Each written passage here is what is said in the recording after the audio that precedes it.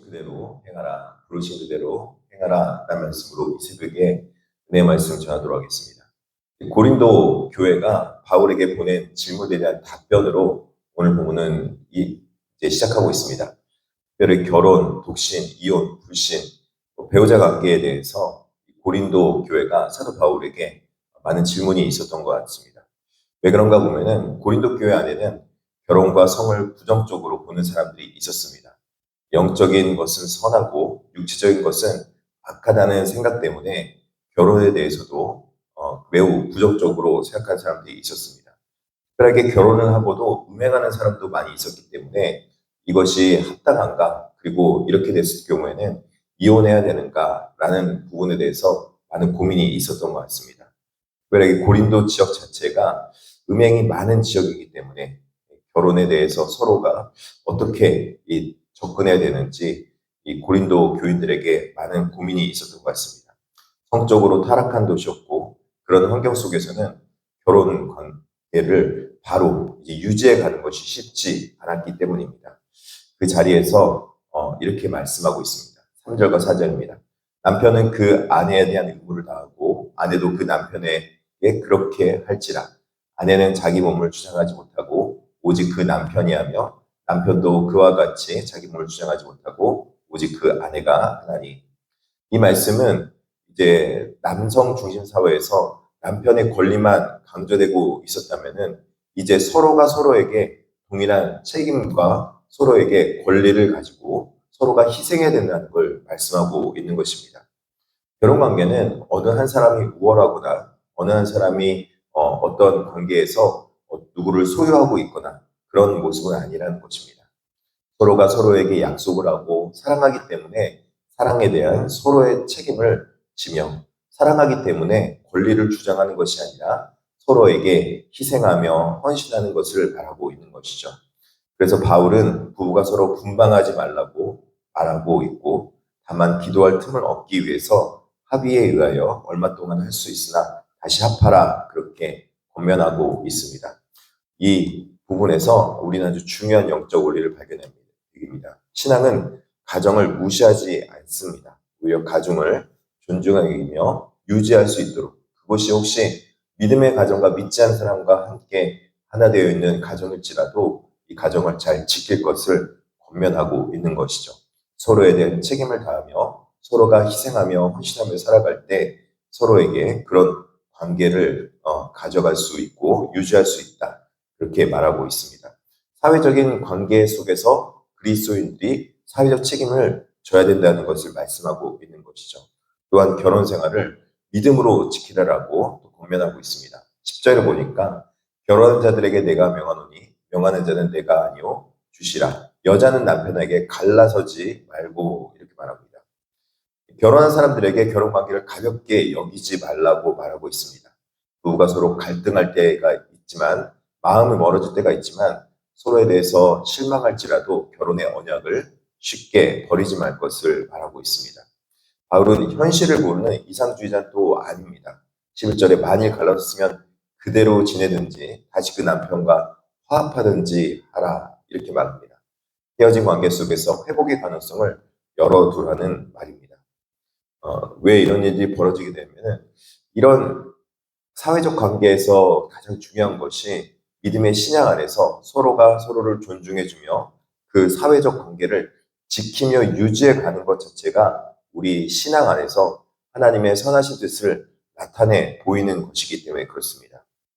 하나님 앞에서 또 이렇게 선하신 뜻을 나타낼 때 우리가 믿음의 통로가 될 수 있음을 말하고 있는 것이죠.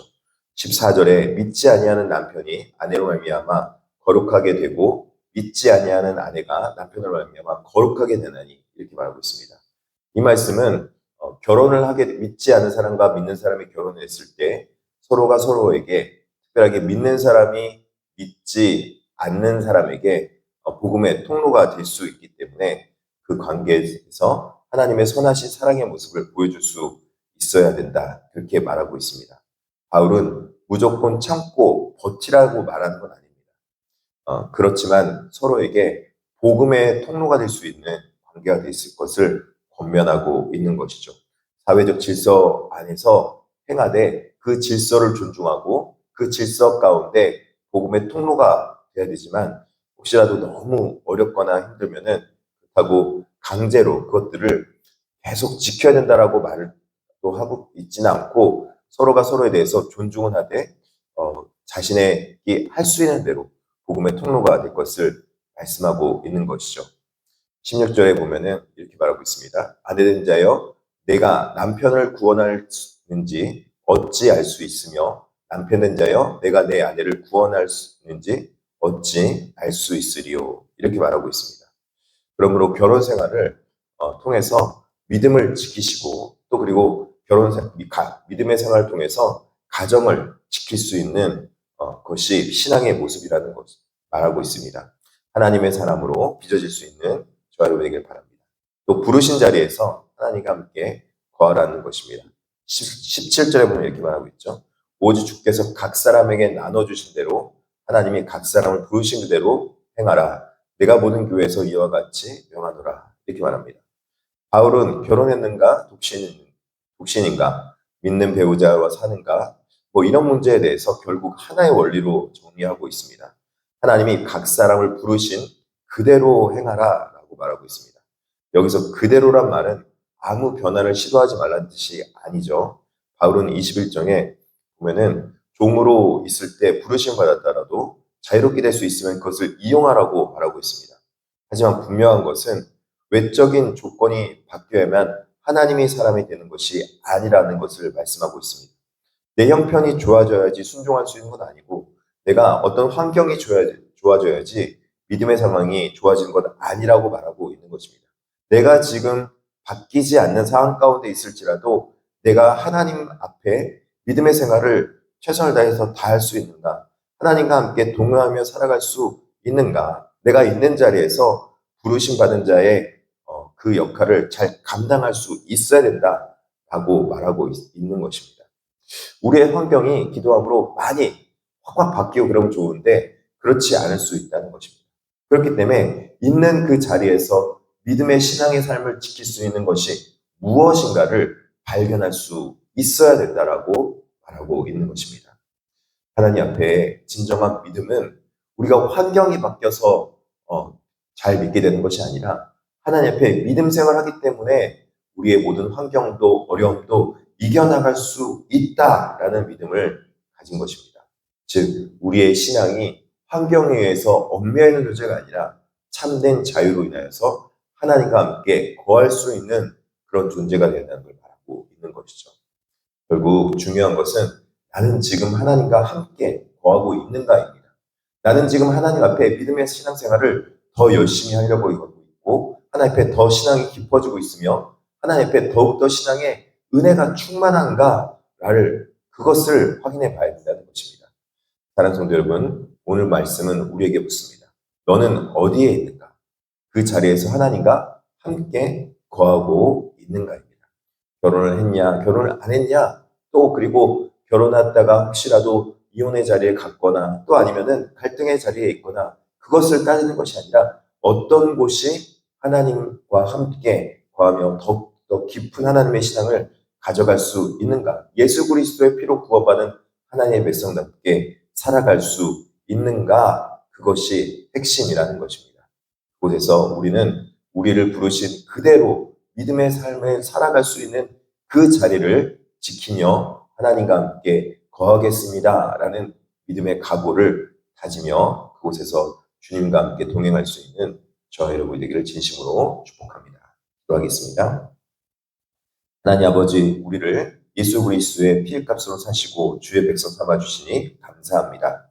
다른 사람과 비교하면서 환경이 바뀌어야 순종할 수 있고 여러 가지 여건이 좋아져야지 믿음 생활 잘할 수 있다기보다는 내게 주어진 자리에서 최선을 다하며 믿음의 삶을 지켜가며 하나님이 기뻐하시는 신앙의 삶을 살아갈 수 있도록 주께서 우리를 인도하여 주시고 하나님이 기뻐하시는 신앙의 삶을 가져가게 하여 주시옵소서. 무엇보다도 우리가 하나님 앞에 사람의 종으로 살지 않게 하시고 세상의 평가와 세상의 기교에 묶이지 않는 자가 되게 하여 주시옵소서. 하나님과 함께 동행하며 은혜로운 신앙생활을 살아갈 때 특별하게 우리에게 필요한 것들 공급하여 주시옵소서. 자녀들을 위해서 기도할 때 자녀들의 기도가 응답되어지며 특별하게 육신의 아픔에 있는 자들 하나님께서 치유하여 주시옵소서. 김유경 지사님이 항암 생활 잘 해나갈 수 있도록 주업 잡아 주시고 우리 김화자 지사님의 며느님도 치유하여 주시고 낫게 도하여 주시옵소서. 여러 가지 질병으로 인해서 아파하고 있는 자들 하나님께서 치유의 강선으로 고쳐주시고 낫게 하여 주셔서 놀라운 기적의 은혜를 베풀어 주시옵소서. 감사하며 예수님의 이름으로